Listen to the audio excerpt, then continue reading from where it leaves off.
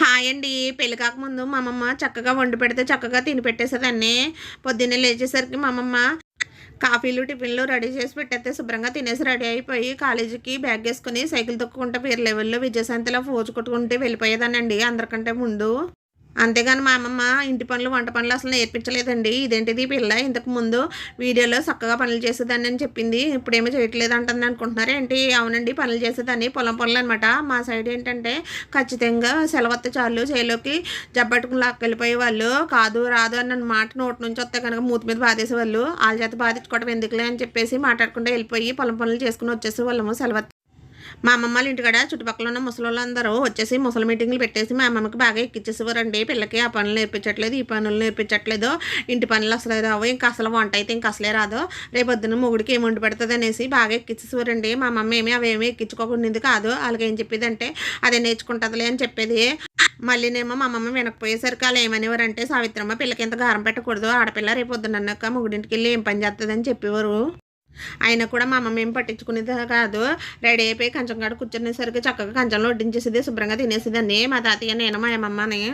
కానీ నాకు ఇప్పుడు అర్థమైందండి, పుట్టింట్లో ఆడపిల్లలకి అసలు ఏం పని చెప్పరు. నేనే కాదు, ఏ ఆడపిల్లలకైనా పనులు చెప్పరండి. ఎందుకంటే అది పల్లెటూరు అయినా కానీ సిటీలో అయినా కానీ పనులు చెప్పరండి, ఇంటి పనులు. ఎందుకంటే వాళ్ళు పెళ్ళైన తర్వాత ఎలాగ వెళ్ళి అక్కడ పనులు చేయాలి, ఇంకా వాళ్ళకి పనులు తప్ప ఇంకే జీవితం ఉండదని చెప్పేసి వాళ్ళకి అర్థమైపోయి ముందే ఎలాంటి పనులు చెప్పకుండా గారంగా పెంచుతారు ఆడపిల్లల్ని.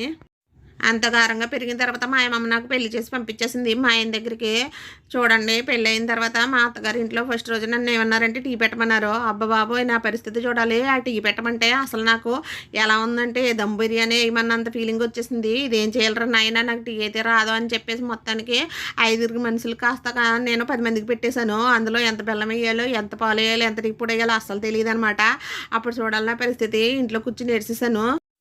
ఏదోలాగా టీ పెట్టేసి వాళ్ళకి ఇచ్చేసాను. గొట్టెక్కిందిరా నాయన కష్టమని నేను అనుకునే లోపల మా మామగారు వచ్చేసి శనగపిండి చట్నీ చేయమన్నారు. అయ్యి బాబాయ్, శనగపిండి చట్నీ అంటే మీకు తెలుసో లేదో బొంబాయి చట్నీ అనమాట.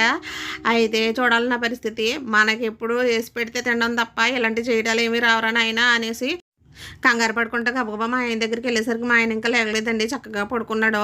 నేను వెళ్ళి లేపేసరికి మా ఆయన ఉలికి పడిపోయి లేచిపోయి, ఏంటి ఇంత పొద్దున్నే లేపేసామని అంటే నేను అన్నాను, మీ అమ్మ శనగపిండి చట్నీ చేయమంటుంది అంటే మా ఆయన అన్నాడు, చేసే మరి ఇంకేంటి అన్నాడు. ఎంత ఈజీగా చెప్పేశాడండి. నా పరిస్థితి చూడాలి, నాకైతే రాదని అనేసరికి మా ఆయన ఒక ఐడియా ఇచ్చాడండి. మీ అమ్మకి ఫోన్ చేసి ప్రాసెస్ ఏంటో తెలుసుకున్నాక అలా చేసేసి అన్నాడు. మాకు అక్కడ చూడండి చాలా ట్విస్ట్ ఉందన్నమాట. మా ఇంటి దగ్గర ఏంటంటే మా అత్తగారి ఇంటి దగ్గర మా రూమ్లోకి అసలు సిగ్నల్ లాగదండి.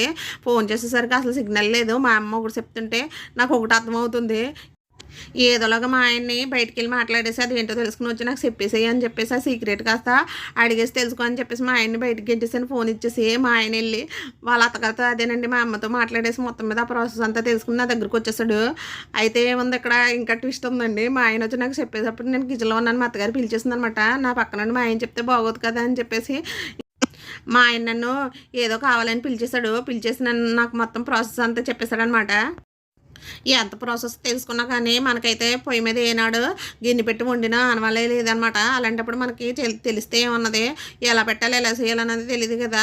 అందుకని నేను ఏం చేస్తానంటే మొత్తం మీద ఏదోలాగా చేసేసరికి అదేదో మొత్తం మీద బిగిసిపోయింది. శనగపిండి చట్నీ కాస్త ఇలా లేస్తట్టు వాల్ పోస్టర్కి మనకి మైదాపిండి రాస్తారు కదండి, మైదాపిండి రాసి అంటిస్తారు కదా గోడకి వాల్ పోస్టర్, అలాగైపోయింది అది కూడా గుమ్ములాగాని.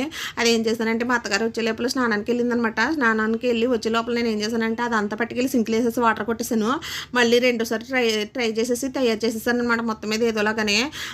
మనకేంటంటే నేనేమో శనగిన్ని పెట్టాను, అది పొంగిపోయి పైకి వచ్చేసింది. శనగపిండి చట్నీ కాస్త ఏదోలా మొత్తం మీద రెడీ చేసి నేను చేసింది నేనే టేస్ట్ చూస్తాను. అయిపోయి ఇంకా అసలు నేను తినలేకపోయాను అనమాట. ఇంకా ఏం చేయలేక అది పట్టుకెళ్ళి అక్కడ పెట్టేస్తే మా మామగారు అయితే వేసుకుని తిన్నారు.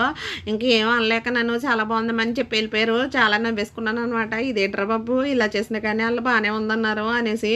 ఫస్ట్ రోజు కదా ఏమనలేక పాపం వాళ్ళకి భరించేసి తినేసి వెళ్ళిపోయారు అనమాట. తర్వాత అయితే నేను టిఫిన్ తినేటప్పుడు ఆ చట్నీ వేసుకోకుండా చక్కగా ఆవకాయ పచ్చడి వేసుకుని మంచిగా తినేస్తాను అనమాట. తర్వాత పర్వం ఏంటంటే వంటలు నేర్చుకునే పర్వం అండి. సర్లేరా బాబు ఎందుకు వచ్చిన బాధ ఇది, మనం నేర్చేసుకుందామని చెప్పేసి వంటలు నేర్చుకుందామని ఆయన మా అత్తగారి దగ్గరని మా అత్తగారు నేర్పించడమే నేర్చుకుంటాం మొదలుపెట్టాను మెల్లమెల్లగానే. సర్లే మొత్తాన్ని నేర్చేసుకుందాం అనుకునేసరికి నన్ను ఏం చేస్తారంటే మా ఆయన శుభ్రంగా అక్కడి నుంచి తీసుకొచ్చేసి ఇక్కడ హైదరాబాద్లో పడేశారు. నా పరిస్థితి ఏమైందంటే పెనం మించి పొయ్యిలో పడిన పరిస్థితి వచ్చేసింది.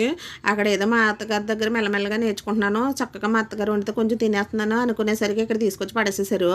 ఒకరోజు 2 రోజులు కర్రీస్ అయితే బయట తెచ్చుకుంటాం, కానీ రోజు తెచ్చుకుంటే లేనిపోయిన రోగాలు వచ్చేస్తాయి కదండి. అసలే మేము పల్లెటూరు నుంచి వచ్చేవాళ్ళము. ఎప్పుడు మేము బయట తెచ్చుకుని తినడం అలవాటు లేక హెల్త్ ప్రాబ్లం అయితే వచ్చేసిందండి. సర్లే అని చెప్పేసి ఇంకా వంట నేర్చుకోవడం అయితే మొదలుపెట్టాను.